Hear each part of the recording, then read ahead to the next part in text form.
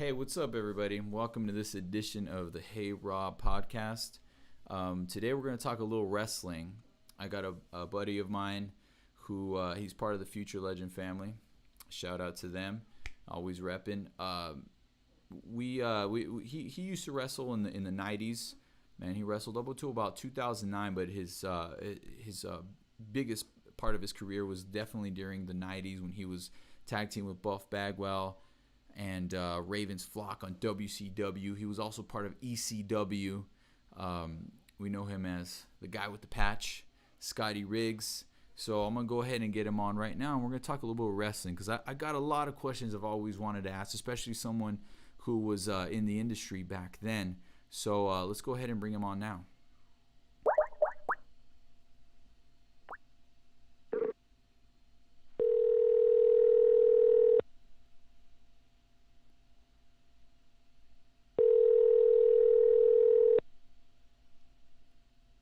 Hello. Hello, Scotty. Yes. Hey, what's up, man? This is Robert. How you doing? Hey, buddy. How you doing, man? I'm doing all right. So I'm recording this right now on my podcast. We are not live, so we can go back and edit anything that we feel uncomfortable with. But I'm going to bring my buddy Josh right now. He's going to help me out because he knows a lot more about wrestling than I do. So I'm going to go ahead and get him on as well. Hold on one second. Very interesting to always get the partner in crime with you. You gotta. You need as many experts as you can. well, hopefully I don't sound as bit of goofy as I feel. Around this time of year, about twice a year, I get a bit of a sinus infection. Once usually during the summer for no strange reason, and once during the winter when normally would have hit you. And past day or so, it's been kind of getting on me, so I took a little bit of medicine and stuff, and so I always feel a little bit goofy.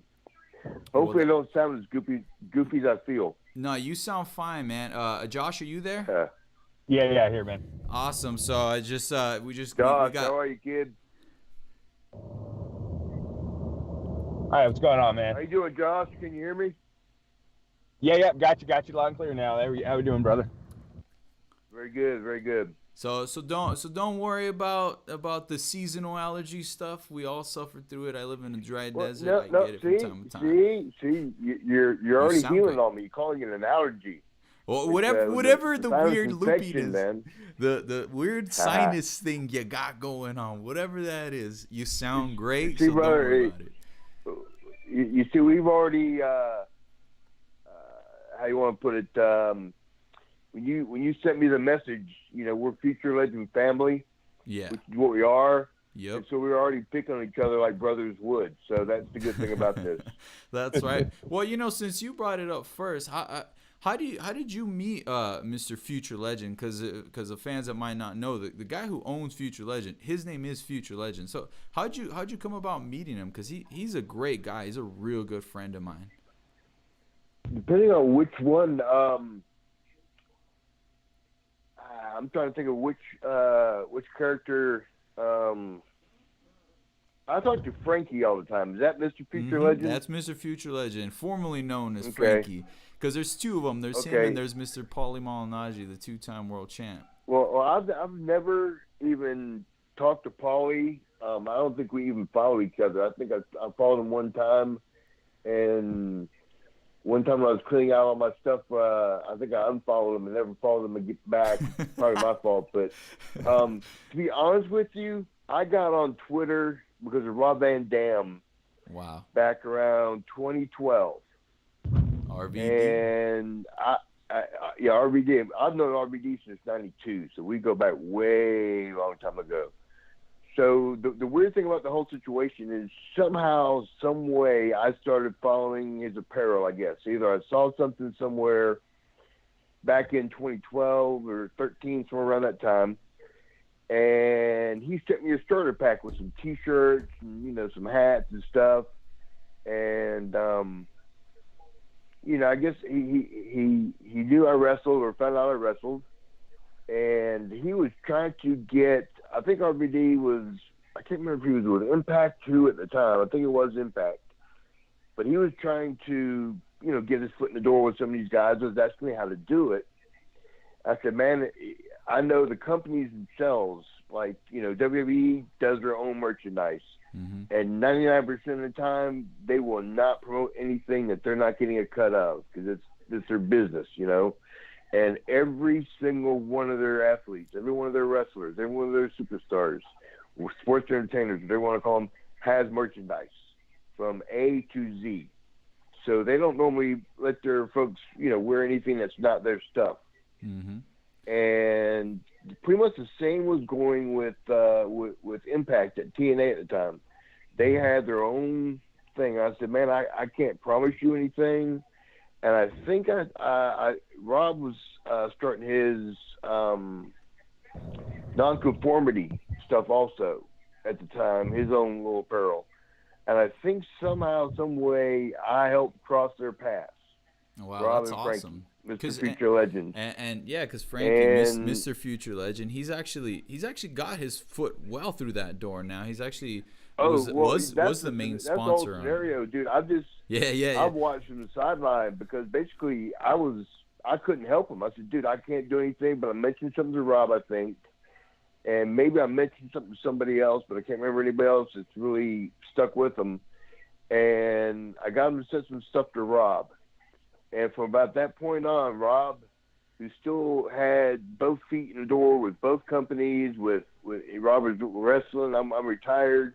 So Rob had every ear in the book, every person that he could get to speak to. And then I've just watched from the sidelines and watched Bellator start supporting their stuff. The Impact guys start wearing their stuff. Mm-hmm. Even like Austin Aries had a few pictures taken at NXT stuff wearing Future Legend gear. Yep. And as well as Bobby Lashley was a big supporter. Yeah, as Bobby well. Lashley.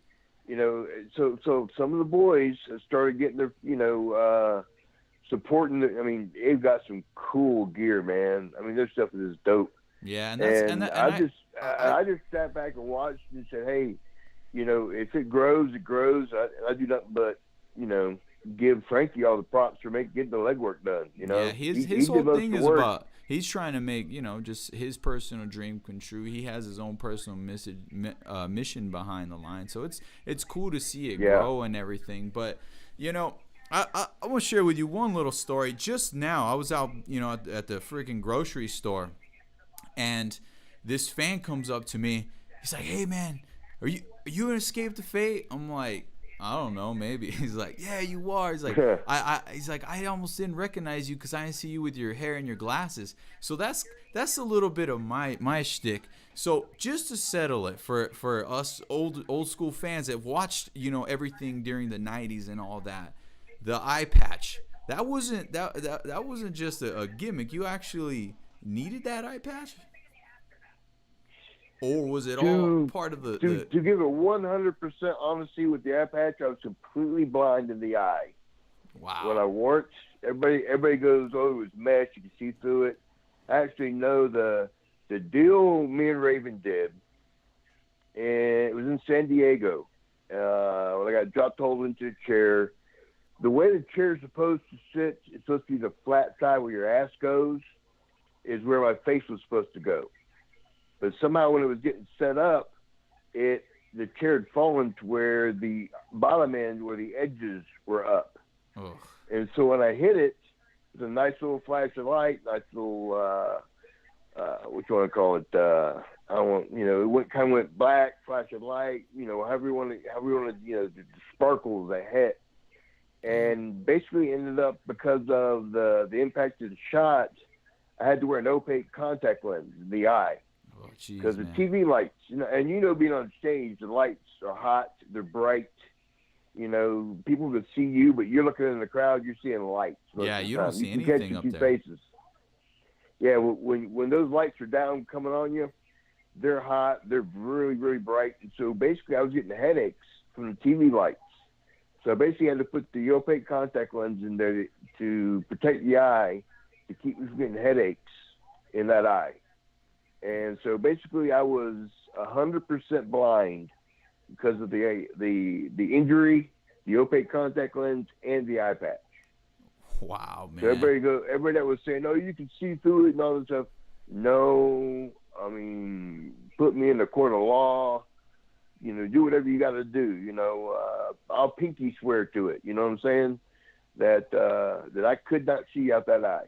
Damn that. Well, now it's 100% official. Now it's no doubt. Now we know about it. So you know Well, all I know is I carried on a fine tradition of eye patches from John Wayne, Jeff Bridges, and Kurt Russell. Yeah, Kurt Russell. All of them wore eye patches.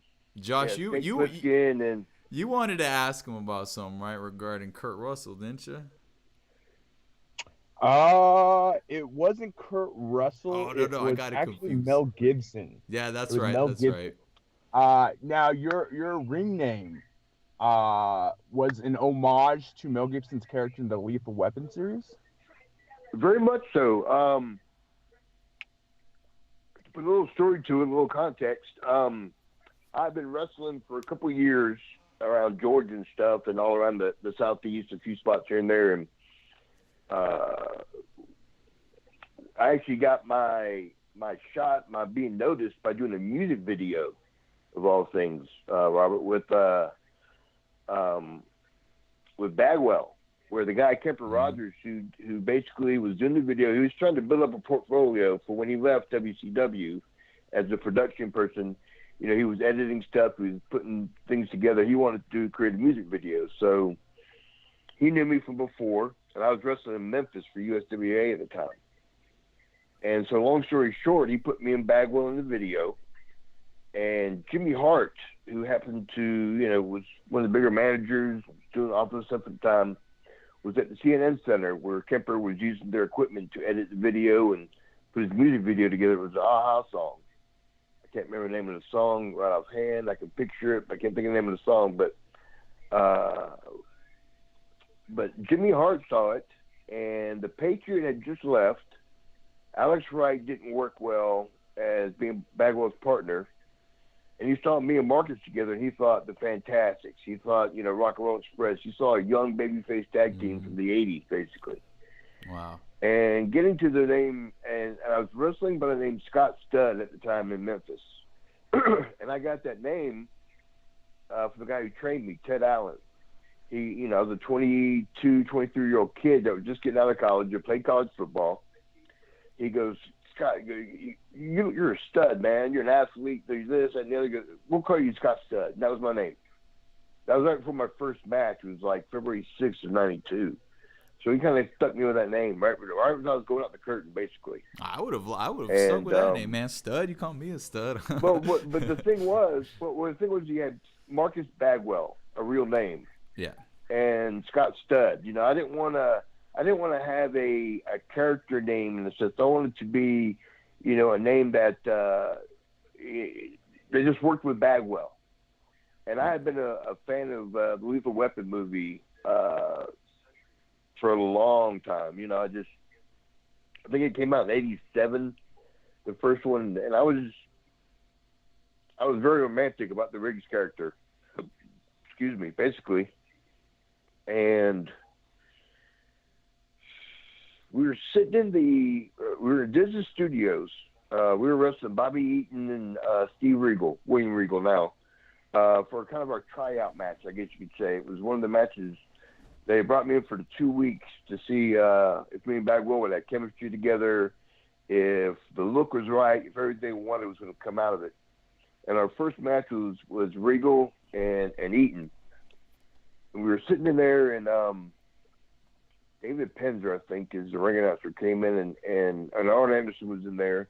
Sting was in there, and Lex Luger. And because I was Bagwell's partner, and Bagwell was really good friends with Sting.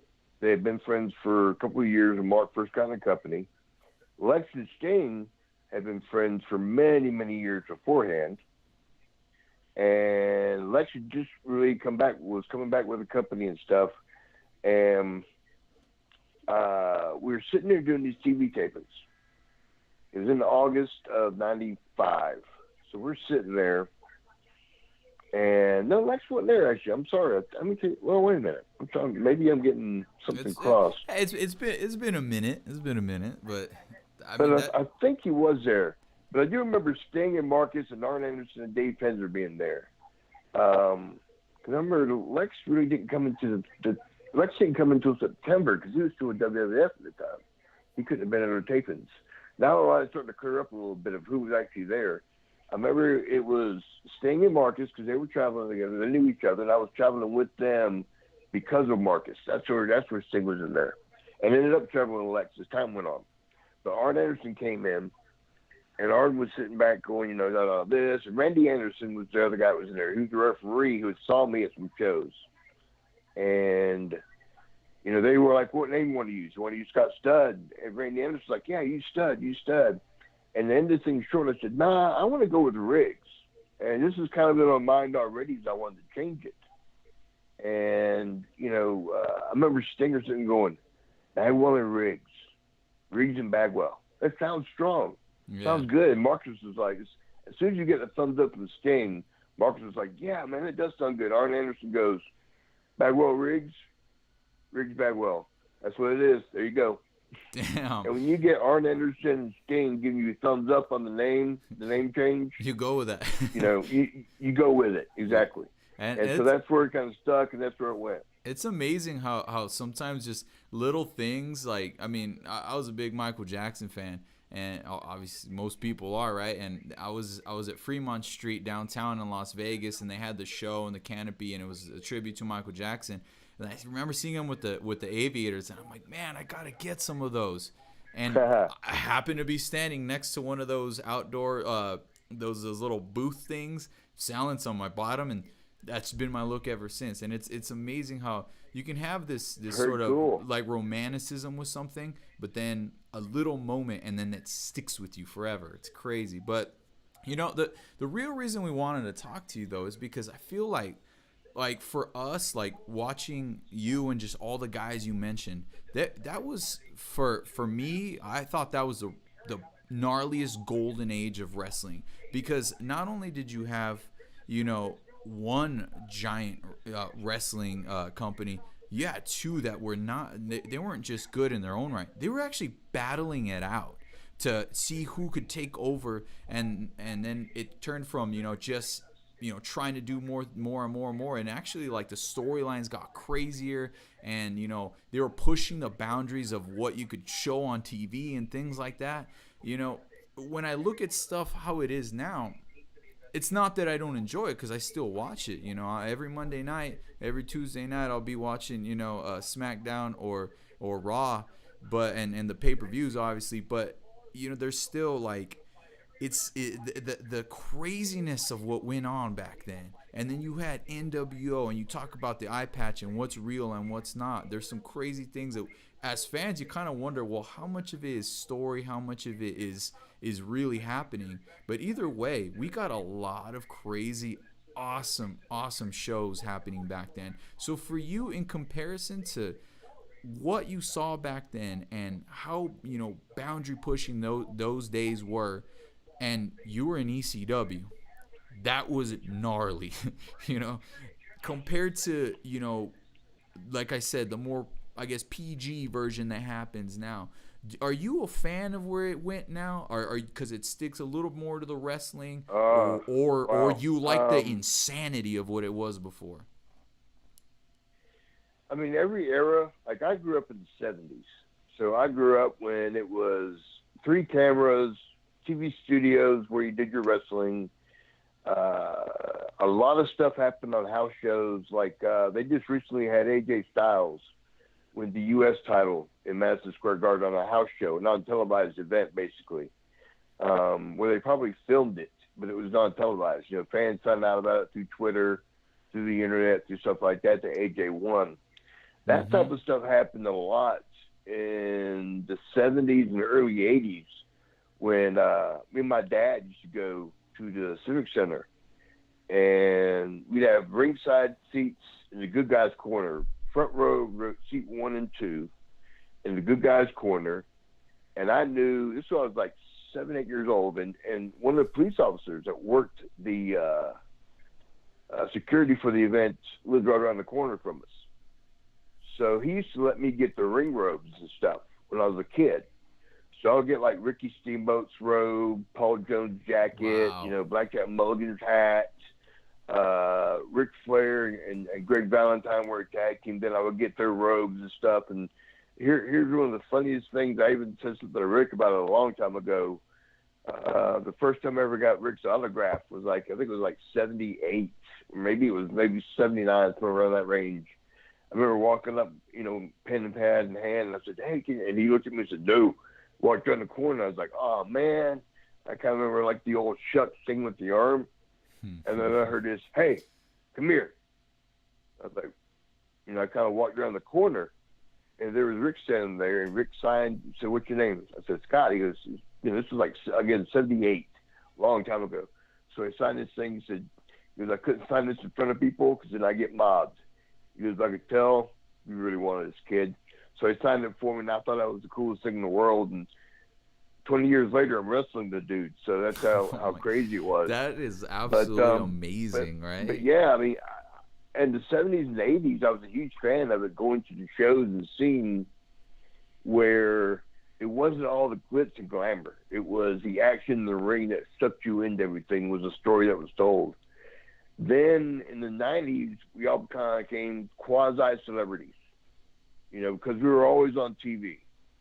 Before it was Saturday nights and then a couple of shows here and there the WWF had. And so you weren't really on TV as much. Then in the 90s, you had WCW on live.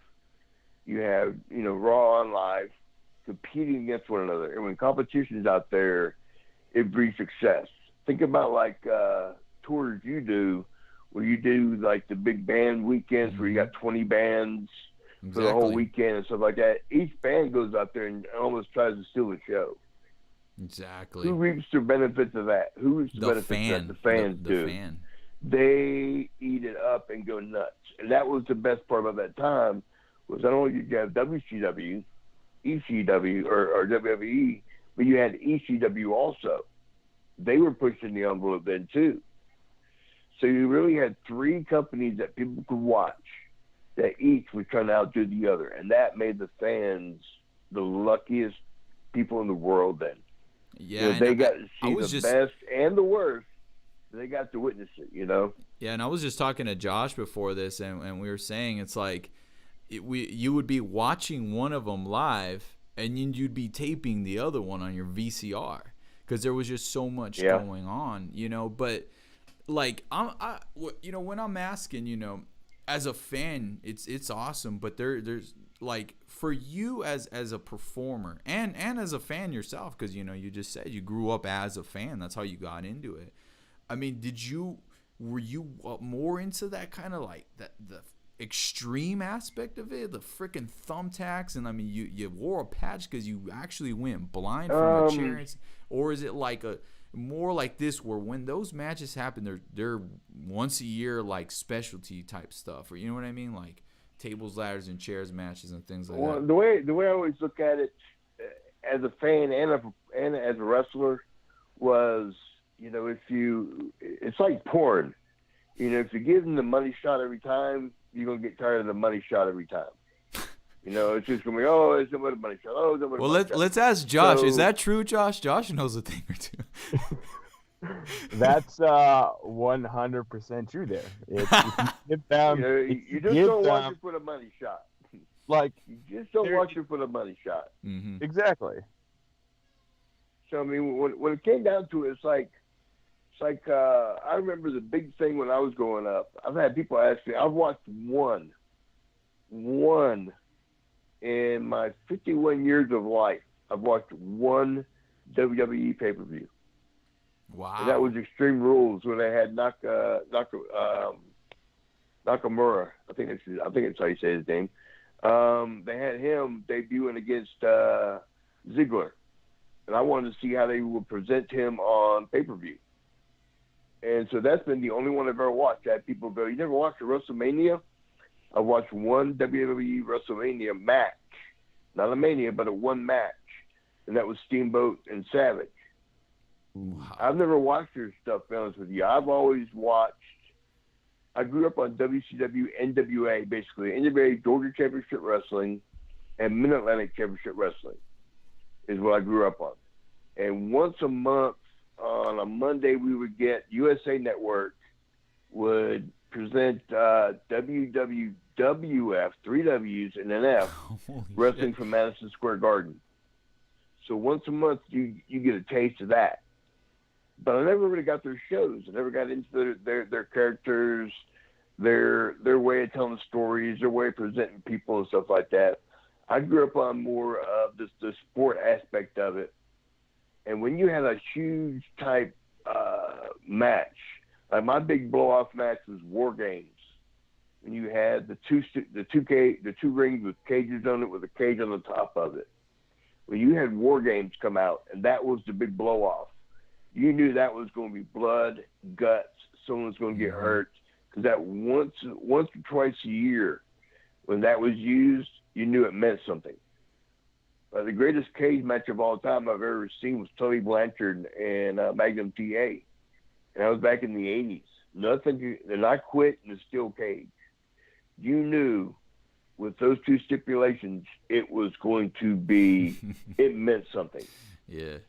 When you use a table in every match, or when you use the barricade in every match, when you use thumbtacks and almost every other, you know what I'm saying? Jesus, you start using all the other props in every other match, they lose their value. And that's the one thing I appreciated back in the day was less meant more. Yeah. Today, everyone's trying to do everything to mean something. Yeah. And that's where just the nature of the beast, the nature of the business has changed. It used to be wrestling on TV. Now it's a TV show about wrestling. Yeah, and see, so it's a difference of what it is now. And I think when you know, during that late '90s era, that's when it all kind of sort of transitioned, you know. And what's amazing now, though, as a fan, is that you like, now that I'm an adult and all, you know, that era really took it to the insane peaks and created like worldwide celebrities. I mean, like the biggest, you know, would probably be The Rock to come out of that. Oh, dude, you know, we were quasi celebrities back then. Where I remember there's this bar called Magruder's in Atlanta. It was a hard rock live band biker bar, basically, that the wrestlers went to. And there was a strip club right next to it called Mardi Gras. And those were the two places that the wrestlers went to because that's where you were kind of accepted. You know, the Mardi Gras was a sports themed place. As soon as Nitro hits and it started becoming popular that we were, you know, on TV every week, and the pay-per-views and everything and ratings started going up, it started becoming socially acceptable to be a wrestler.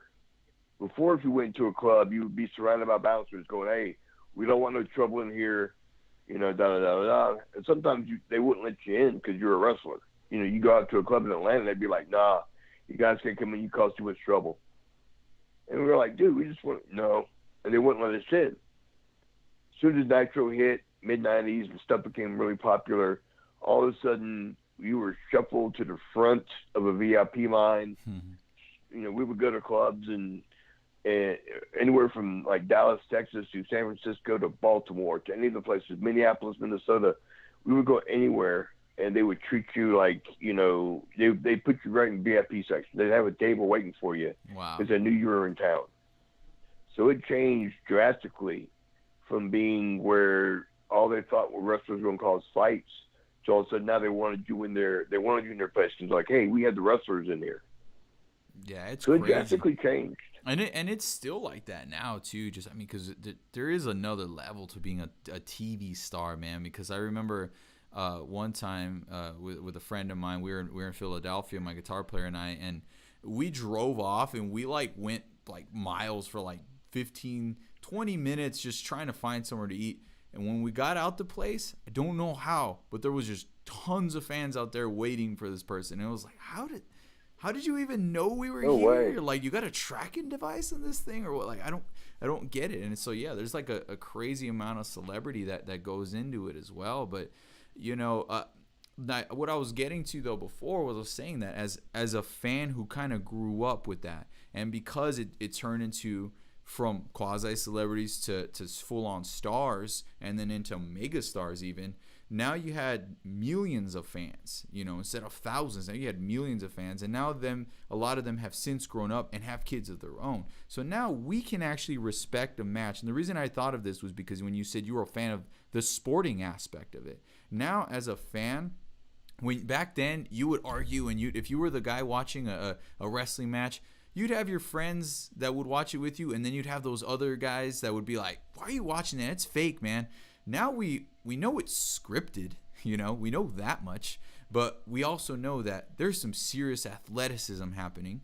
We also know that it's real because there's injuries happening. So we can appreciate when there's a great quality match that happens, when the crowd's into it and they're building it up and it's exciting and they can keep it going because they know it's going well and everything's going awesome. And then you can appreciate also the scripted aspect of it when there's a good build to a pay-per-view and things like that. So you appreciate it more now as an adult, and it's kind of weird to go from just being a kid in wonderment to actually like respecting it. You know what I mean?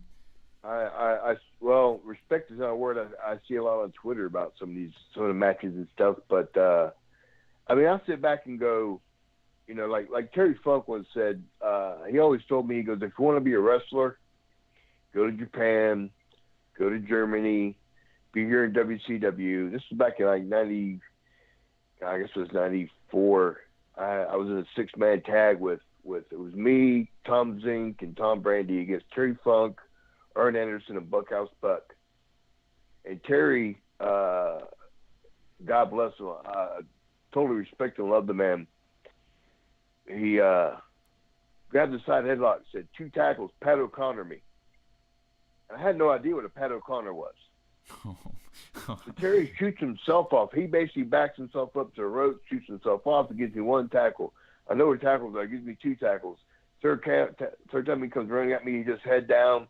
I just let him run me over because I had no idea what to do. He started waylaying into me. God dang it, kid don't know what a Pat O'Connor is. Kid don't know what a Pat O'Connor is. It just whapping me, whap, whap, whap. Shots upside the head, the back, kind of like, a little pissed off at me. He tagged in Arn Anderson. Arn grabbed me, put a rear chin lock me. He goes, "You okay?" I'm like, "Yeah." I heard Arn go, "Terry, what the hell's a Pat O'Connor?" Terry goes, "What?" Buck goes, "Yeah, what the hell's a Pat?" This is during the match.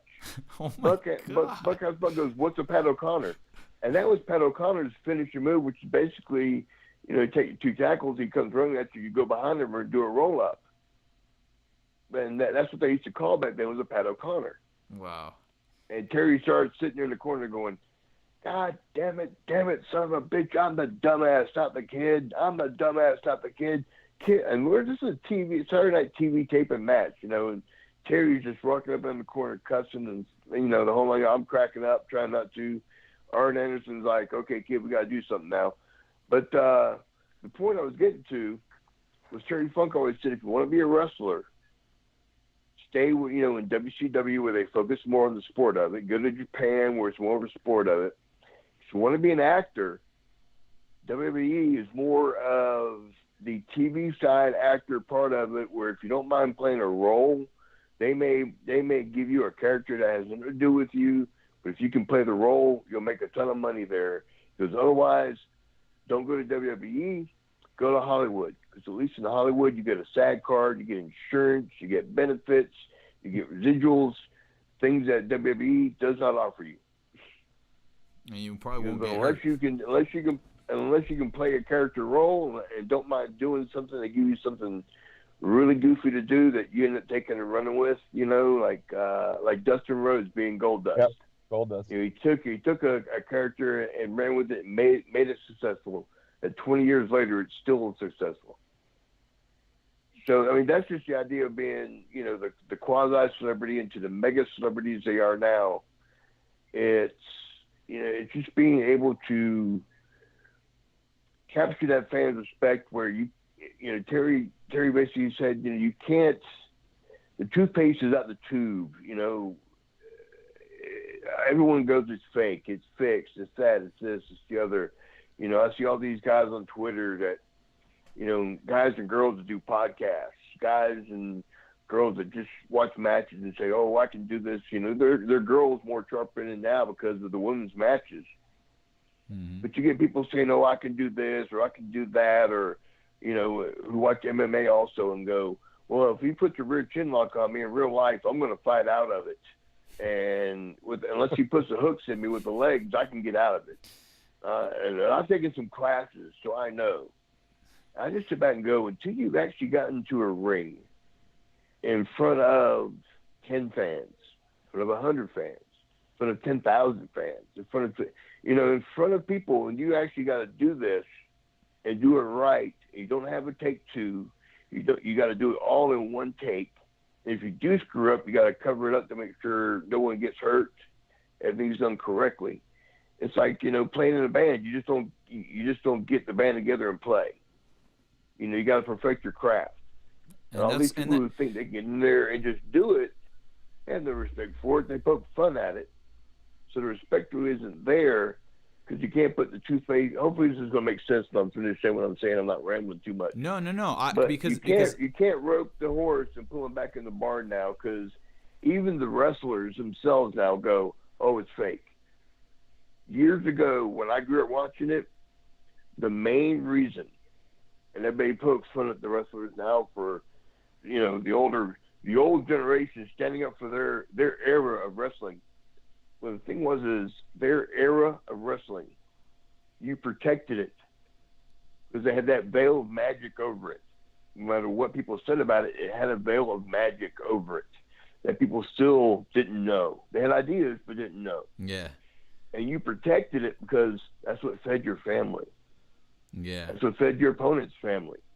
That's what put a roof over your house, a car in your driveway, clothes on your kids. So you protected the industry. You respected the industry. And this is what was drilled into me. You protect it. You safeguard it. You protect your opponent. Everything you can is under the word respect and protect, because it's what made you a living. It's what fed your family. Was that magic that you had? Nowadays, the kids go up there and go, "Oh, yeah, we take pictures together. We're best of friends." I saw somewhere, somehow, Strowman and Reigns got this big feud going on, but they were at Disney World together and took pictures together. Oh, it's okay for us to do that now because it's fake.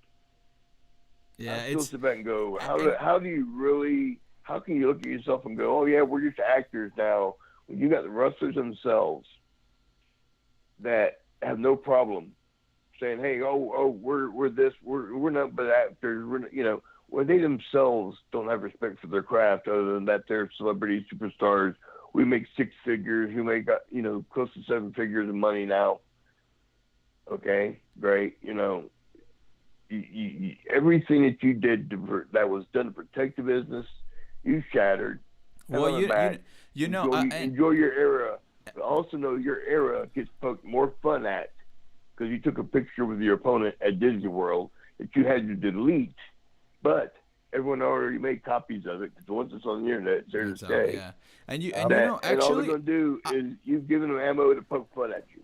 And it's crazy because I'll defend them on one aspect, because having some friends in there, it's not that they don't love the craft and that they don't work hard, they do, but I think the point you're getting at, today's athletes are phenomenal. But I think the point you're getting at here is, because I kind of tend to battle with the same thing. I'm not the best at social media. I don't really get it. I don't know if there's some magic formula. Some people they just get it. Some people are just willing to post every minute of their lives, every single moment of the day. And it's like, for me, that's why I chose to do more of a podcast format, because there is another side to me, but I didn't want it to be in 5-second excerpts. I wanted to be in conversations like this where we can actually learn about each other. And now hearing your side of what happens in the industry, for me, this is what I wanted. And I know that what you're saying is kind of what, I try to, sometimes with my band, we go back and forth on how much we want to share with people, because it's like, dude, they know me as the guy on stage. They know me as a dude hitting drums. They know you as the singer and the guitar player that sticks out his tongue. That's us. That's what we do. When you're posting pictures with your fucking poodle, you just like, Yeah. I mean, on one aspect, the fan connected to you you more gotta- because they you- feel you- like they know you, but you're also kind of ruining that mystique in a way. That kind of There, that there you feeling. go. That was the word I was going to use, mystique. Yeah. Because everybody has mystique about them. It's like John Cena. God bless him. The man he's changed the business. And again, it's a lot not for to the say that positive. all these people Some- that don't work hard, they all I'm work saying hard. Cena has changed it a lot for the positive. His work has not always been that great. He does up his game. But long story short, he comes across as the squeaky clean, all-around guy that really breaks his back for everything that he does. And not saying he doesn't. But if one scandal somewhere along the line comes along, and especially in today's society, woof, that whole mystique will come crumbling down. Mm-hmm. So he's really got to protect that 24/7, 365. It's like Hulk Hogan. He was to take your vitamins, say your prayers, do your workouts guy for so long. Then a sex tape leaks out, and then the N-word leaks out, and then he loses his job, and he's kind of, he's the uncle that nobody talks about. He's redheaded stepchild. He's something that everybody knows about, but he's got such a negative connotation to when he was the most positive guy for the longest time as Hulk Hogan, away from the ring. Everything he did was this. So, all it takes, especially in today's society, when everyone's got an iPhone with a camera on it, one slip up. And, brother, I can tell you, back in the 90s, if we would have had iPhones and all this stuff that they have now, the sex, drugs, and rock and roll of that era, there would have been a whole lot of lives that would have been changed in one weekend. Oh, dude, one weekend. One road trip. And when we started touring and stuff, it was literally like, cause I've been doing this for 11 years now, so it's like in that time frame, it switched from being introduced to everyone having internet, and then the social media. There was a MySpace thing, but not every person had instant access on their phone. So it's like that transformation within a few years completely flipped everything. Man, if I would have had that in those beginning years, I'd probably be a lot more popular, but I'd probably be in a lot more trouble too. Exactly. There'd be if I would have had the same stuff, I would have been in a lot more trouble. Yeah. Definitely than I would have been more successful. But and that's not bragging. I'm not bragging with that. I'm saying that as a cautionary tale. Yeah. It would have been a lot worse, a lot more hazardous to my health, probably, because of some of the insanity we survived. I say that now because we did survive it. We did, come out on the other end. But I look back and think, I don't want to go dark here for a minute, but when specifically by name, by handshake, 40 people who have died in your lifetime that you either shared the ring with, shared the road with, shared a locker room with, shared a hotel room with, that during that late 90s to early 2000s, we were losing part of our fraternity, part of our family, seemed to be left and right. And these are people, when you have that much loss go on, you almost wish it would have happened sooner, because it could have saved more lives, maybe. Could have kept us from being bigger idiots like we were.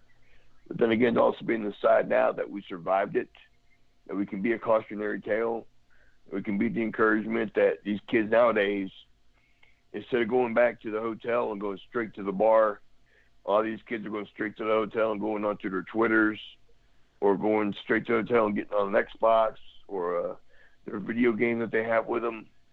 They're doing that stuff instead of like we did. We really straight from the arena and go straight to a club. Yeah, I think people many a time we did that idiocy. People in their early 20s with a touch of fame for the first time are gonna make mistakes. That's like no matter what. But you're right. It's probably like even in our industry, there's like I'm in a rock and roll band. Yeah, I did some partying. I never went too crazy because I was exposed to it so much that I immediately saw the dark side of it. Like before I was even an adult, I already knew the worst that these things can do. So I already had a prime example of what to stay away from. But I still got into my fair share of like stupid shit. But now it's like, you know, a lot of guys in my industry, they go to the gym where it used to be like sex, drugs, and rock and roll and fucking, you know, die young and pretty. Now it's like, nah, dude, you switch it because you learn, you evolve. But I don't know if you know like Fozzy, yeah, of Jericho's band, and Rich Ward.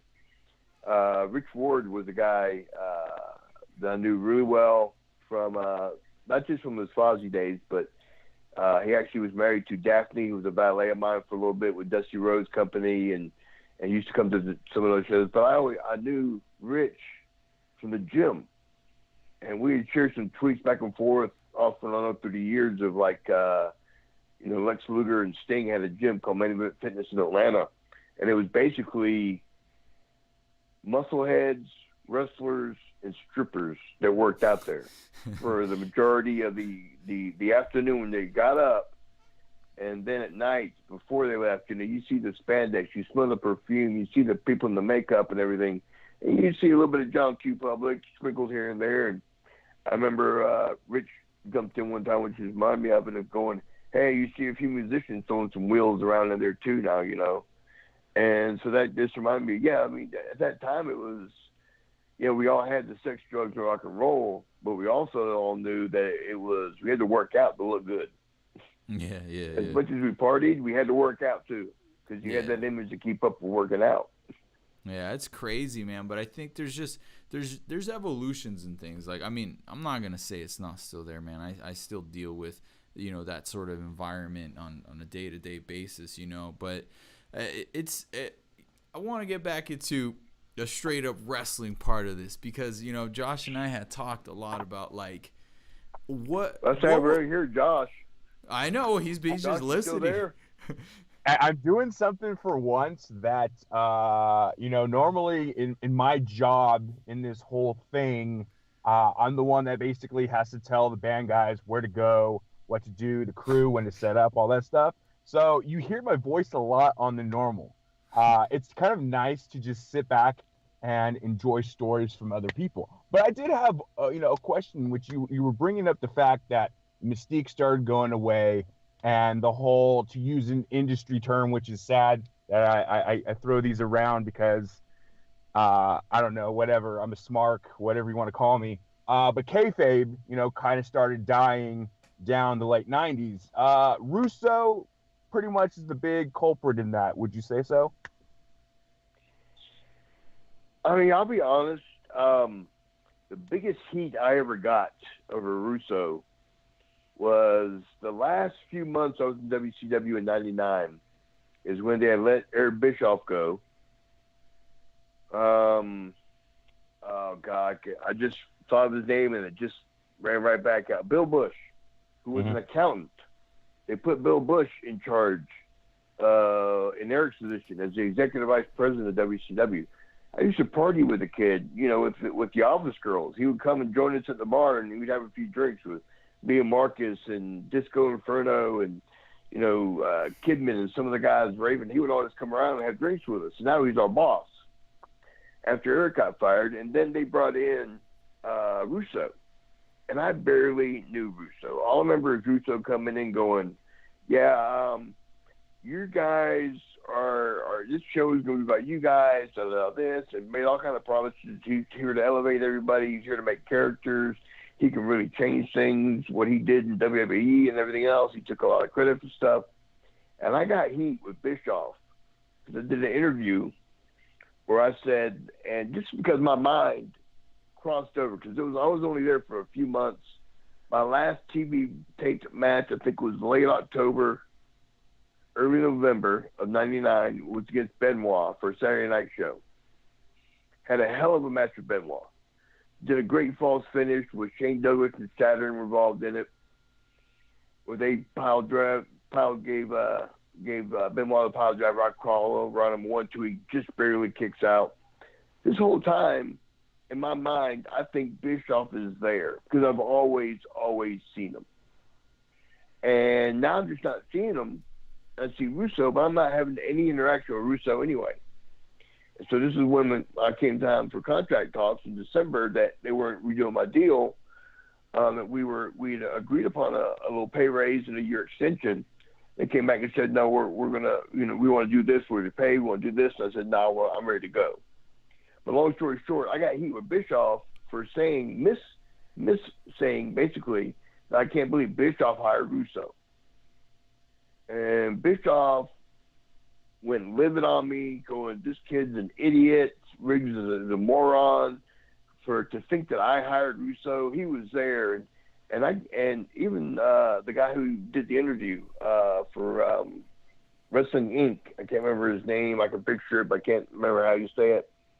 But Raji, R-A-J is his first name. Raj basically said, you put him over huge about the contracts and everything else. The one mistake you made, he goes, even I knew it was a mistake you made, but we just printed it anyway because it was a time thing. You made a mistake about him hiring Russo. And that's all he hyped on. And blocked me on Twitter and all this other stuff. I'm like, okay, got a 40, 50-year-old man who's mad at me and going to block me on Twitter. What the hell of an adult I want to my side because of one mistake. I even went back and clarified it. I said, yeah, I made a mistake. I forgot Bill Bush took your place. I said it sarcastically. So I forgot you got fired and Bill Bush, who was an accountant, took your place. They easily replaced you, which I'm sure stoked the heat a little bit. But I never had any dealings with Russo. And so the whole kayfabe thing with Russo went in there, and I had left and went to basically was getting ready to start up with ECW because I sat down with them, with Paul Heyman and Tommy Dreamer and RVD at Center Stage in Atlanta. And we sat down at Center Stage in Atlanta, chit-chatted about things. I still had paychecks coming in from WCW, so I didn't go to work directly for them. I didn't have no compete clause, but Tommy was like, let's not give them any ammo. When you get your last paycheck, that next weekend we got TV tapings are starting. Okay, cool. And to say everybody was walking on eggshells during that last few months of Bischoff being there because they were losing money, ratings are going down, AOL and Time Warner had come in, and AOL was doing all the changes to TV. And basically when it came down to the kayfabe thing, kayfabe was already getting just a bit changed when all of a sudden Karl Malone, a basketball player, could come in and do wrestling moves. When Jay Leno could put Hulk Hogan in an armbar, and Hulk Hogan was telling it like it was killing him. It's Sturgis at a biker rally. You got these legit shoot biker guys with guns that would rather shoot you than fight you at a drop of a hat, whether you're a celebrity or not. These guys are hardcore fans that you're sitting there having Jay Leno beat up Hulk Hogan. Wow. So you sit back and go, kayfabe was kind of like being slowly killed off way beforehand, what these guys say. As a performer, you really see it as a guy who runs the company. The one thing I give Vince McMahon credit for is he knew everything and anything that was going on in his company. He had final say-so. Everything that, like I did with Raven, we did everything as strong and as best we could with our angle ourselves, and then we did stuff with the flock. The only people I talked to about anything was Kevin Sullivan and Arn Anderson. And those two guys wanted you to keep kayfabe. So I wasn't, as much as me and Chris Benoit were friends and we chatted here and there, I didn't go hang out with him, afterwards. I tried not to be seen with him as much as I could. If I saw him in the gym, I work out away from him. Just protected a little bit. Not that it needed to be, but we did. Me and Bagwell were tag team partners. When Bagwell turned on me in 97 at the sold-out pay-per-view, we went and did our first 3-week tour of Japan for New Japan. So we did the sold-out pay-per-view on a Saturday. That Sunday we got snowed in Chicago. It was Scott Norton, Chris Jericho, myself, and Bagwell got to watch the Packers win the Super Bowl because we got snowed in. Did the rest of our flight to Tokyo the next day. The first week in Tokyo, they had me and Marcus doing some tags together because the news of him turning on me hadn't reached Japan yet. As soon as it reached Japan, they split us up. So even Japan protected it. And in Japan, in Japan, it was weird. It's like there'd be one. Japan is all seen as sports still. There was one night I wrestled El Samurai in a singles match. 2 nights later, in a different town, we were a tag team going against 2 other guys. 2 nights later, it was me and Chris Jericho against El Samurai and Jushin Thunder Liger in a tag team. So they would pair you up, and it was all competition. So you actually had to work, unless you were involved in an angle with your opponent, your partner. You had to work together as a team to win a match. That was the sport of it they saw over there. But they knew in America we had angles, so me and Bagwell couldn't be a tag team anymore. And we had one match against each other. Actually, we had one tag match against each other there and one singles match. So even they were protecting kayfabe in '97 in Japan for us. So that is so Russo crazy, man. Russo didn't have anything to do with killing it or with hurting it any worse than it already was being hurt. But he didn't help it any by trying to turn all the Nitro girls into wrestlers. Yeah, that one. And to try to make the Nitro girl. He turned all the Nitro girls into bra and panty matches when they had a gimmick that was solid, hot, dance group, dance team, whatever you want to call them. They were loved. And what they did was respected the core group that started off. And then it became a farce. You know, Russo turned it into nothing but tits and ass is what he was trying to do. That's what we got his jollies off of. Well, it was a weird time. That's the shame of it. It was a weird time in television then too, because you had Jerry Springer happening, and there's Shock Rock was still a big thing, and Eminem was busting out and rap. Getting a little no, it's fine. I can feel my voice getting a little hoarse on you if I sounded a little rough. It's because, like I said, I warned you in advance.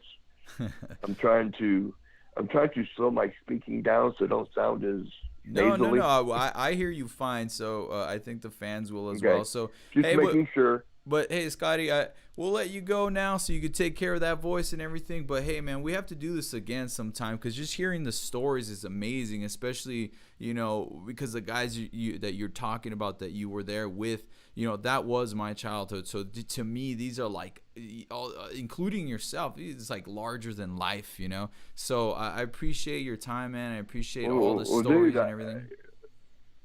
You got to realize, man, I was blessed. I was honestly blessed with how my situation came up. Like I said, I'll give you a quick synopsis here. I had my first match February 2nd of '92. I trained for 6 weeks with a guy named Ted Allen who wrestled as a Nightmare, and he had already had 20 years experience at that time. He trained Arn Anderson, Big Boss Man, Ranger Ross, all the guys that were around the Rome, Georgia area. He had helped train in their career. And I was a year and a half in the business when I met DDP, Brad Armstrong, Steve Regal at Main Event Fitness, which is Lexus Sting's gym in Marietta. Told him about a ring a friend of mine had in the back of his karate school. It was a full-size wrestling ring. So got the guys to come over. And basically I became DDP's punching bag, helped him work on a few things. But here I was working with Brad Armstrong also and Steve Regal, who were teaching me some psychology, timing. Brad Armstrong showed me how to do the timing on my drop kick. Just without asking, he just, hey, dude, just do this, and started taking time with me. And we were over there basically to help DDP. So I'm 2 years, a year and a half, 2 years in the business when me and Paige put this match together to go show Jody Hamilton down at WCW Power Plant. Stuff that he had learned that he wanted to do TV, that he could get either a thumbs up or thumbs down from Jody for it. So we went and did this. It was about a 15-minute match. Did the finish, everything, boom. The match ends. We get out of the ring, and Paige is like, Jody, what'd you think? And Jody was a mass assassin. So he was the head of the school. Buddy Lee Parker was there. Ole Anderson was there because he was working with the school. Blackjack was there. A couple of the other guys were there. And Jody looks at me and goes, "Kid, how long have you been working?" Paige is like, Jody goes, hang on just a second. He goes, I'll tell you your stuff in a second. Kid, how long you been working? Paige goes, Jody, a year and a half. Just weekends. And Jody goes, "You're shitting me." He goes, "No." He goes, "Kid, would you like to work some?" And Paige looks at me and winks and goes, "Yeah, he would." I'm like, "Yeah, I would." He goes, "I can't promise you anything, but I could put you on TVs where you be putting guys over." He goes, "But there'll be a chance for somebody to see you, and I have control over who gets put in what matches, so I can maybe get you in some good matches, and maybe they can see some stuff you can do." I said, "Cool, appreciate that, So I gave him my number. Very next week or so, I got a couple calls about doing some TVs at Center Stage. One of my first matches there was actually a dark match, which is a non-televised match, but they're doing tape changes. And it's like giving the crowd an intermission. I did against Rip Rogers. And Rip is one of the best wrestlers around. The guy is, he's been around the business so long, he's forgotten more than most people know. And had a great match with him, called a finish in the ring, put me over 1, 2, 3. No big deal. Next match I had was actually against DDP. Damn. Where we did a match where he knew what could make me look good. We did a spot that Bret Hart and British Bulldog did, a test of strength spot, where I ended up, at the very end of the spot, I ended up hopping up with Paige's hand in my hand, where I almost got his arm extended, where I hop up to the top rope in one leap, spring up the top rope, give him an arm drag off of it, and drop kick him. He takes the powder outside the ring. Fantastic looking move that I'm a 220-pound kid doing, that you see all these 180-pound guys doing now. Yeah. So, and then after that, the coup de grace is they put me in a match against Steve Austin when he was stunning Steve before he was Stone Cold. And Steve was pulling the major veteran rib on a kid. Comes up to me to start. "Hey, kid, can you work a headlock?" "Yeah." "Okay, we're going to do this, this, and this." 10 minutes later. "Can you work the arm?" "Yeah." "Okay, this is what we're going to do. Bum, bum, bum, bum, bum. Arm this, arm that." About 5 minutes before the match starts. "Hey, kid, can you work the leg?" "Yeah." "Okay, this is what we're going to do." No, change that. We won't do the leg. We're going to do the head. And he has me thinking everything but the kitchen sink. I'm all over the place with what he wants to do. And Nick Patrick is the referee. Dusty Rose is the booker at the time. He's the head booker. We go out and do an 8-minute match where I'm nobody. I'm a complete 2-year greenhorn. That he made me look like I was a 10-year star in this match. Austin could have ate me up for 7, 8 minutes if he wanted to. But he knew to make the match look good. So we went out there and had this match that he made me look like a 10-year veteran. That's amazing. And after the match, I'm sitting there blowed up on the ground and gave me the stun gun finish. I'm sitting there blowed up. I remember Nick Patrick leaning over going, "Kid, hell of a match. Who knew you had that in you?" I was sitting there going, "That's you." I'm blowed up sky high because I'm a kid who only works weekends, wrestling basically. Not in the greatest of ring shape at the time. I go to the back at Center Stage, and the first person to greet me, swear to God, was Dusty. I'm thinking, oh boy, what, again, I'm still trying to get some breath. But I'm thinking, uh-oh. Dusty goes, "Son, let me tell you something, baby. I knew the finish, and you and Steve had me wondering what was going to happen. I was on the edge of my seat, Daddy." Wow. That's a horrible Dusty. I used to do a better one. But even bad. Dusty came up to me and said, "Dude, that was a great match, kid." And about a month after that, they started putting me on some house shows where I was opening match. Usually, your curtain jerker, your young guy, put me with an older guy that had us go up there and do these babyface matches where we would, the first night we put 10 minutes in.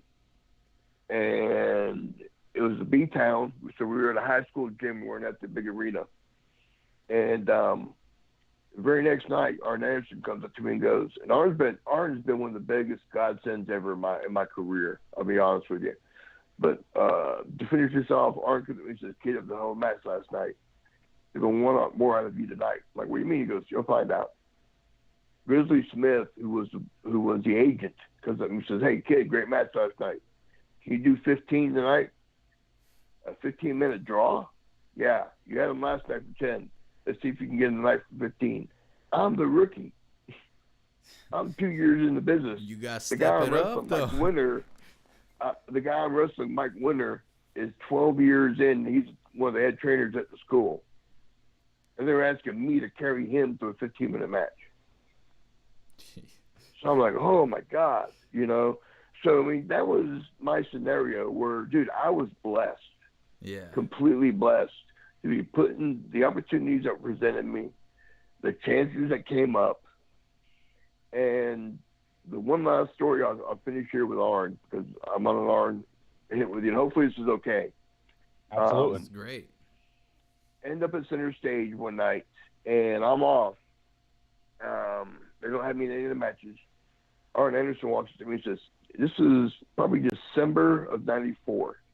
So I've been doing maybe 6-8 months of this stuff, basically, with them. Well, maybe a year. We'll say I'm just doing TVs to the house shows, you know, making $200 a TV, $200 a house show. That's not bad for, you know, a couple grand a month is not bad for a 20-something-year-old kid who's delivering newspapers the rest of the time. Or selling newspapers. You're getting bills. You're paying some bills with wrestling. That's not too bad, you know. Yeah, but I'm paying bills, but I'm also, you know, learning my craft basically, and selling newspaper subscriptions door to door, running from door to door, selling newspaper subscriptions. Arn Anderson comes at me at center stage, pulls me aside, and says, "Kid, you gotta get out of here." I'm like, "What?" "You gotta leave." "Why?" "Don't ask why. Kid, I'm telling you, you've got to go. You're too good." Like, what do you mean? He goes, "You got a good look, you got good ability, you listen, you don't argue. You need to learn to argue a little bit. But you don't argue, you work well with everybody, everybody likes you. But some of the changes are starting to come here. Dusty's going to lose his spot. Eric Bischoff is getting ready to take over." It's exactly what Arn's telling me. He goes, "And you're going to get stuck in a position here that you don't want to be in. They're going to put you in one spot. That's all you're going to be seen as. You need to get out of here." I was like, "Man, I'm making a good living." Arn goes, "Dude, do you want to have a career or do you just want to make a living?" I said, "Both." He goes, "Okay. If you want to have a career that you make a living off of, get out of here." Wow. Okay. And so this had to be November of 94 because I did a Christmas show with Jake the Snake Roberts. I drove him down to the show. Jerry Lawler was on the show, and Jake and Jerry are wrestling each other. And I'm talking to Jake about this whole ride down there. Jake's giving me advice. We get down there, and that's about the time Jake, you see the light bulb go off in his head. He pulled Jerry Lawler aside. And Jerry, when Jerry had USWA as a vibrant company, a vibrant territory still. And had Jerry watch our match. And Jerry liked the match. Jerry came to me afterwards and said, "Hey, kid, would you like to come to Memphis and wrestle in USWA?" And boom, in my mind clicks, this is got to be something good karma, something good that Arn's telling me to get out of here. I got a guy offered me a chance to go to Memphis, where they wrestle 6 nights a week. You only make $40 a day. So you're not really making any money, but you can sell gimmicks and stuff. You make money, extra money through your you know, pictures and autographs and sales like that. And at the end of the week, the houses are up, you get extra money depending on where you are on the card. Hopefully all this makes sense. No, it does, said, yeah, because sure. Because that's kind of the thing that we do too. It's like, you know, you're gonna make your money here in music and stuff, but then you got all these side deals too to really capitalize on the song. Exactly. And so basically, this is Thanksgiving, and I give him my number. I remember it was New Year's Day, 95. My phone rings, and it's a weird area code, so I answer it. And it's Randy Hale, who's the booker for USWA for Jerry Lawler. He goes, yeah, Jerry Lawler, I talked to him. They want to bring you in. Your starting date is January 14th. Be here at Channel 5 at 7:30 in the morning, between 7:30 and 8. So, okay, cool. I'm over at Glacier. I don't remember him very well. I'm at his house watching football. I was like, cool, dude, I just got hired by USWA to come in. And I ended up spending 8 months in USWA, wrestling for Lawler, wrestling 6 nights a week. Made less than $6,000 in that 8 months time from January until the middle of August. And put probably, I think it was about 40-some thousand miles on my car. Jeez, man. Making $40 a day. Dude, I got more experience. And even Jerry told me, he goes, I can't promise you money because you won't make any, but you will get experience and you will get exposure that will help you. And I stayed there for 8 months. And that's a pretty long run for that little company. And I remember, like I said, I did the music video with Bagwell, where Jimmy Hart saw me doing the music video. And I was in Memphis at the time wrestling. We were in Louisville on the way to Evansville, Indiana. I was in Louisville, Kentucky. Got the call at the Days Inn. It was at the Days Inn Hotel. So it had to be somebody who knew where we were. That was Jimmy Hart. He knew the territory. It was Memphis on Mondays, Louisville and Kentucky on Tuesday, Evansville, Indiana on Wednesday, Thursday, Friday was Spot Towns, Saturday was Memphis TV with Nashville that night. So that was our usual schedule. So Tuesday and Thursdays to different places. But he called me on Tuesday, said, we're thinking about bringing you in as Bagwell's partner. We'll call you next week with more details. So I said, okay. So 2 more weeks went by as this was going on. They finally gave me Janie Engel, who was Kevin Sullivan's secretary. Janie says, hey, Scotty, how you doing? Kevin wants to bring you in as Bagwell's partner. Sure, you already know this by now. Here's Kevin. Kevin talks to me, blah, blah, blah, blah, blah. Says, what do you need to come in, kid? I said, dude, I'm broke. You know how it is here in Memphis. He goes, I can guarantee you $600 a week. To me, that's That's what you need. I'm a millionaire. To me, if they got guaranteed $600 a week, I'm a millionaire now. At least I know I'm guaranteed getting paid no matter what I do. So, long story short, we do our first couple TV tapings there in August, and put me and Bagwell together. Our first match was against Regal and Bobby Eaton. Match went phenomenal. They made me look like, again, a 10-year veteran. Those two guys, Eaton and Regal, are just they're awesome professionals and great people. I mean, they really, really are. And it's September 5th or 7th, whatever it is, the first week of September, whenever the third Nitro was. I can't remember. Maybe it was a couple weeks in September. The third Nitro, me and Marcus win the World Tag Team titles. Damn. So here I go from 8 months starving in Memphis. Jeez. To being on a Nitro live, winning the World Tag Team titles in Johnson City, Tennessee. I remember going to the back. I sit down. I'm literally in tears. I'm getting choked up thinking about it. But I'm literally in tears because of where I was and where I am now, holding the WCW World Tag Team title in my hand. And Arn walks by, sees me. I keep getting choked up. But sees me all in tears about it.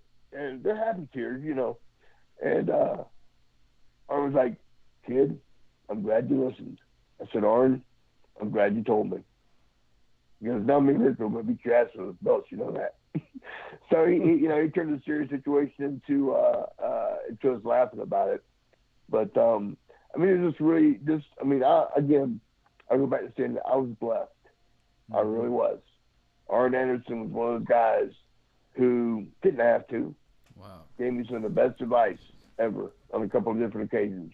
Yeah, and I was really blessed to listen. And what's amazing? It's like I can't believe I got choked up on you.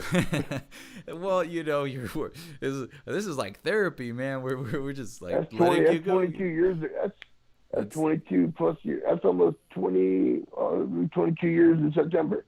That's almost Wow. 22 years ago. Wow. See, but I'm it's still because getting choked up over the idea of it. no, because like when you look back now, well, it's all happening, but when you look back, like you realize the types of struggle as an adult, like once you're a grown up and you have kids and you have responsibilities, like you can't fathom putting yourself through the things that you did when you were young. I can't picture myself like in a van and not eating, sleeping on friends' couches, and hey man, I got $100 this summer for you guys. When I came in from Memphis, I was on Glacier's couch. It was an orange crushed velvet couch with my wrestling bag with one half the world tag team titles in it, because I was sleeping on the couch because I didn't have anywhere to stay yet. See, that's fucking amazing. So you're sleeping on the couch, I'm right there with you, bro. I was doing it as one half the world tag team champions. And that's why it's like, and not that it happened quickly, because obviously you not just it was before those 8 months, it was from a lifetime of all these events. That's why you get choked up here, because like one of my favorite movies is Forrest Gump. On the podcast we have a lot of movie debates, but the reason I love that is because it shows Halloween. What? Original Halloween. Yeah, I gotta back you on that one for sure. But it's like in Forrest Gump, he it's all these little events, all these tiny things that have such momentous shifts in people's lives, in his lives, and the people he touches, and they shape everything. And and so finally you see in that movie, you see a guy who pretty much he's not very smart, so he doesn't show a lot of emotion, if any at all. He just kind of does what he's supposed to do in life, what he grew up being told, and he's a best friend and he's loyal. And finally at the end you see him break for a moment and he has that emotion, and that's I love that. I love how you can just look back on your life and just realize that those events led to so many things and so many crazy experiences. Some of them were dark, some of them were amazing. And then the fans, and when you meet a fan and they tell you, dude, you made me smile, man. Like even this right now for me, I'm like, dude, there were so many awesome times I had with my friend watching it. We used to buy the action figures, and and like we would wrestle them. We had the ring, and then watching Nitro and all that stuff. I've had a few people on Twitter go, "Hey, remember you bought us drinks at Panama City after the Nitro spring break?" Damn. I can remember one or two occasions where I bought like 50 people at the bar drinks because I was hammered, and it was like shots for everybody. Yeah, and I get a $500 bill for all the shots. I'm like, okay, thanks. Hey, how about the rest? See, but that for you was like one but crazy people remember night. that from years ago. From 10, 15 years earlier. Remember when you bought us those shots? And they said at Panama, so they had to actually been there, because how many people actually would make that story up? Yeah, so they knew, and for you, that was like one of a bunch of crazy nights that you enjoyed.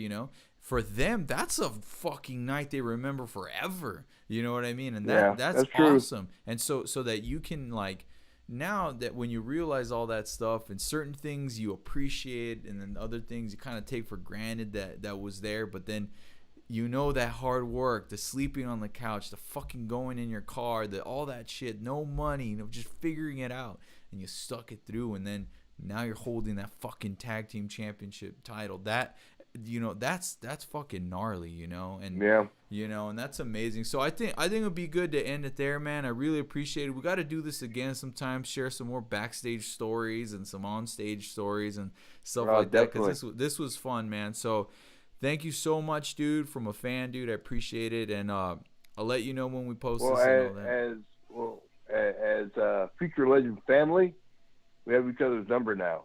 So if you ever want to just shoot me a text or something, feel free to. Frankie, every now and then, like a Sunday afternoon or Sunday morning, I get a, "Hey, bro, how you doing? Love you." And that's how he is, man. Yeah. It's sometimes he's been there for me. I went through some dark times over the past few months, and just dealing with depression. And he has really been one of the few guys who is he really didn't take the crap from me like some other people did, but he's always been there. He's like, "Dude, if you need me, I'm here. If you need me, I'm here." They might not be. I am. I can take it. Yeah, and he really is, man. When He you helped got me a guy as well. you know, when you got a guy who is that strong, you know, you don't take advantage of it, but you try to reap the benefits with him, not That's from a great him. way. That's So a great you way. can way go to put it. together. And yeah, and because and that's why I started even this discussion with that, because yeah, he is that kind of guy who he appreciates having gone through what he went through, so he always wants to make sure, even if it's the littlest things, like when my daughters were born, he sent me a little bit a Christmas gift. Hey man, here's for your daughters, dude. And then Cool. when my birthday, always happy birthday. That was the first text I got from him. These little subtleties that just make you go, man, this guy's a good guy, and sometimes we're best friends. Sometimes I don't speak to him for months. This will trip you out just a little bit. Before I got rid of my Instagram, I was actually following, a few people, and I'd had one before that got hacked, and I got rid of it, and then I started another one, and so I had some stuff happen with that. Got rid. Then I started another one, and I was actually following, Future, and saw a couple of pictures of you modeling some of the gear, and I was wondering, who's this cat? He's a rock and roll guy. Cool, dug it. And then when you followed me, I kind of looked you up. I was like, I know that Abby somewhere. I looked you up, and I saw you were following 81 people. I went, wow. I definitely got to know this guy somehow. If he's got a couple thousand, 100,000 followers, or whatever it is, but you're only following 81, and I'm one of the 81. There's a story behind this, So I knew there was something there, but I just didn't know what until it took a minute. I figured, I've had so many concussions, I forget what I have for breakfast most mornings, but wow. But it took a few minutes for it to click of who you were and where I'd seen you before, and not knowing you. It all came back around. Well, there's well, it's not that, but to me, there's some depth to this situation. Yeah. Of why now, when I've gone through some good times, hit the rock bottom that I could hit, and then now be reintegrated and have a brand new person come into my life. Yeah. That, like I said, you had 81 people you were following. Like I said, there's a reason why this cat, just followed me and wants to talk to me. And I don't think it's just wrestling or for the podcast or whatever. I think it's, there's a little more depth to it than that, which is where just, legend and everything else, there's more to this family thing than just saying, hey, Future was your family. Exactly. There is something to it. And I genuinely believe that. And that's, and that's part of why I wanted to start doing this stuff. Like when I announced it to fans, it's like I said, I want to build a community. It's not about just fans and making money and no, it's like I want to build a genuine community. I want to build a family where we all kind of have each other's backs and stuff, and know that there's another person out there in the world that cares about you and is willing to hear you out and hear your story, right, and give you your moment, because it's like that's I think what we all need, man. And I've had so many of those with fans where I realize that, and just making someone smile can go a long way. The way Ric Flair did for you as a kid, that might have sparked something that led this whole way. And then maybe you fell in hard times recently and you've been struggling, you've been in a dark place, and having this conversation with you kind of brighten your day up to make you say, man, you know what, I've actually done some good shit in my life, dude, and it ain't over now. I'm just getting started. You know what I mean? So that's why I do this, dude. It's like basically with the depression, I pretty much I know I've battled with it for a long time, and it's kind of also, when I look back at it, it's why I chose Riggs. And, Bagwell and them knew about it back then. Just how, I did have some ups, some downs all over the place, kind of like the Riggs character did. That's why it really resonated with me. Mm-hmm. And I just basically self-medicated for so many. I don't know if you want to include this on your podcast or not. You can either include it or not, but self-medicated for a long time. And now being clean, sober, and everything else, at 51 years old, basically, chasing off a lot of people that love me. But the thing is, not only, the best thing for them was to be chased off for their own health and well-being. I've had not that just as mine. well. You know, but but for them to be happy and healthy, also, it is best. It may suck big time that they're gone, and it does, but they got to be happy too. I can't be selfish and want to be happy with them because they're not happy with me. And you know, reaping what I sowed that way.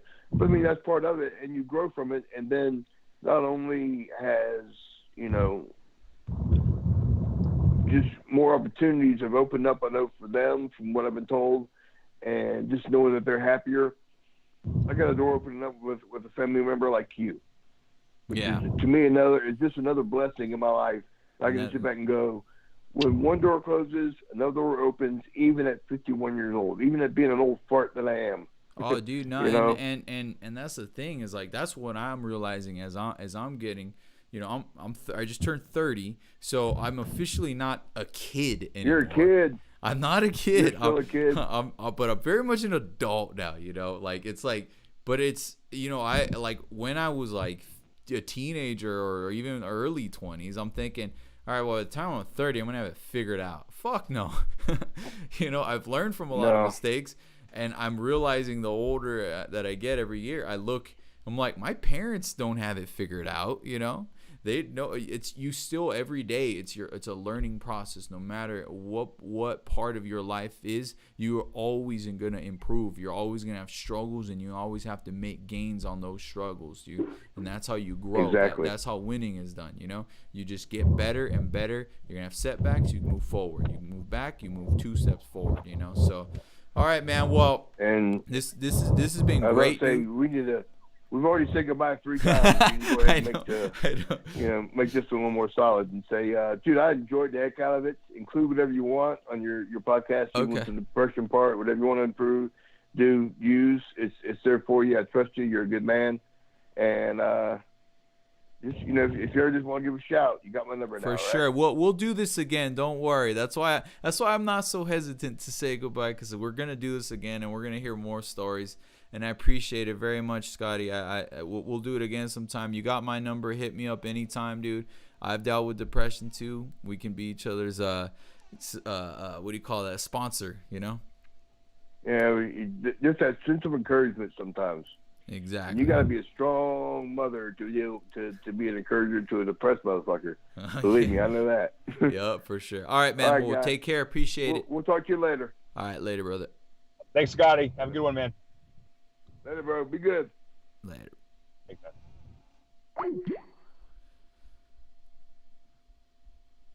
all right, so I don't know how much I'm gonna use, how much I'm gonna break up or not, or because it's this is why I started this, and you'll hear me say that a lot when I have breakthroughs. But that was amazing to me. That's what I want. I know for a lot of people, the long form podcast isn't their thing. They like the quick excerpts or whatever. But there's a lot of people like me, and I know that it's an acquired taste to do this type of thing. But for me, this is what I enjoy. This is what I do all the time. This is what I do when we got Josh still on the line. Hold on, let me bring him in for a second. Yo, Joshua, we got you. I'm still recording too. I was giving my send off here. I figured we'd have a little after the thing. Yeah. Scotty was great. You know, it's cool to talk to the dudes that like were really in the trenches. I mean, everyone knows the Nash stories, the Halls, the Hogans, Sting. Mm-hmm. Everyone knows their stories because they're well known. They're the A-listers. They're the the most famous of them. But it's the guys like Scotty here that they were there too, and they didn't, they weren't in the limelight necessarily, so you don't get their story. It's nice for them to be able to, relate it to us. And because those guys are so fundamentally important to the whole thing, and he talked a lot about how those guys, he's like, man, they made me look like a 10-year veteran and I'm a rookie. Those people understood how important it was to help others. And so he played a big role. You know, maybe like he got Diamond Dallas Page better. He got these guys better, and they made him better. So maybe he wasn't, you know, Kevin Nash, right? But he still played a very pivotal role in the whole thing. And I know from being in a band, and it's a motherfucker. It's a marriage, dude. You know that. You see it. Where it's like, okay, this guy's got all these followers, and everyone wants to see this guy. It's usually the lead singer. And then you realize when you're there, it's like, wow, these guys are just as important into operating the whole system. Everyone from the crew, the fucking driver, like everything is so involved and important. And this guy's like, I mean, I remember him, man. I remember the patch. It's like everything was so rad. And to be able to just hear those stories, like, you know, I don't know how we're going to do this. We might break this up into a couple different ones. But I really had a good time, man. We could have a full segment thing, and then we could break up to different little sections to make a little, you know, like title this was this story and stuff like that. But, you know, it is really cool to hear, you know, these stories because, I mean, what some people might know, what a lot of followers right now might not have been super interesting at the time. And we might, you know, get to gain, you know, some new listeners who were like you and I were at the time. But it's really cool to hear the stories from these guys. And I think it's cool for them too, to be able to tell their story as well. Cause maybe not a lot of people, you know, have taken the time to ask them their stories. I mean, we see it on the road. I mean, I can't tell you how many times, you know, we sit there telling off stories from years and years ago on the road, different road stories. You know, it's therapeutic in some story instances, and it's also like a nice trip down memory lane to remember, like, yeah, man, we had some cool times, we've done some freaking awesome things, like this is our story, and it's cool people take time to want to listen to it. So definitely thank you to Scotty Riggs for sure, you know, taking the time to kind of bounce off of that a little bit before we completely end it. You know, obviously it's no surprise, you know, Metallica, and you'll always hear me talking about them because this is fucking, they're always going to be up there for me, right? And they're legends. They still sell out stadiums. It's gnarly. But Lars just started his own like podcast-ish radio station thing he's doing on Apple, and I followed it. And he's introducing so many different types of music. A lot of it's new bands you haven't heard of, things that he's just listening to, old bands that inspired him, and then like that were pivotal points of his career. And you realize that, okay, Metallica sits right at the very top when it comes to the heavy metal, you know, hierarchy. They're fucking right up there. They sit atop in almost any genre and transcend so much that's beyond just metal. But definitely in metal, they're right up there. But you realize there was so many things it took to build that empire. So many artists that won't get nearly a you know, fraction of the type of success in terms of monetary and fandom that Metallica will ever get. You know, they don't get that, but they were so important because maybe it inspired this riff. Maybe it inspired this type of song. Maybe it inspired this type of tour, this type of show that all comes together. And so Scotty Riggs, you know, he got to share some stories, and he was very pivotal to the whole thing, important part of my childhood. He helped so many guys out, and, you know, as far as some of the other stuff he talked about, you know, we'll see. We'll probably leave it in there, but, you know, I feel like I just gained a new friend, and my whole point of this podcast was I want to have these, like, backyard debates, you know. For me, when I'm, you know, a Saturday night, you know, whatever, we're drinking, or maybe football season Sunday, we're in the backyard, we got the fire going, got the steaks on the grill, and then you're just drinking, and then you just start just talking about shit. And sometimes, yeah, it gets into wrestling, and then you go into it, and you share stories like that. Sometimes it's politics, sometimes it's movies, sometimes it's sports, music. Like, you just kind of go into these long-winded conversations where you really get to feel like you get to know a person. That's a good example of what this was talking with Scott is a good example that feeling that we just got. And he exercised some demons just talking to us, man. Like he really did. You know, this is fucking awesome, man. All right, Josh, I'm out. I gotta go feed these babies. I gotta feed myself because I'm fucking starving. So talk to you later, brothers. Thanks for staying on the line. I know we just pretty much listened, but this was awesome, dude. Yep, it was, man. Talk to you soon. All right, later, brother.